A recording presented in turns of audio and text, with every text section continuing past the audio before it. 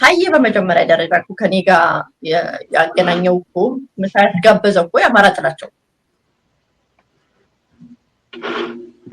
እሱ አማራ እንዲድን ፈልጌ በጣም አዘንኩ የሚለው ማለት አይናችሁን ጨፍኑና ዳሙኛ ካልሆነ በስተቀር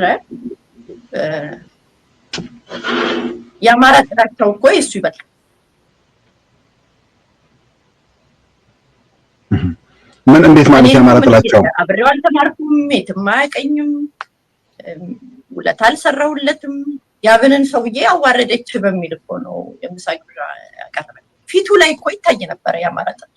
እኔ በነበርኩበት ስብሰባ ላይ ኦሮምኛ አፋን ኦሮሞ ቋንቋን የሚናገሩ ሰዎች በተጋበዙበት የመደመር መጽሐፍ ሲገመገም ምሁራን ብለው እጃቸውን አውጥተው እኮ የጠየቁት አማሮች ምን ይሰራሉ?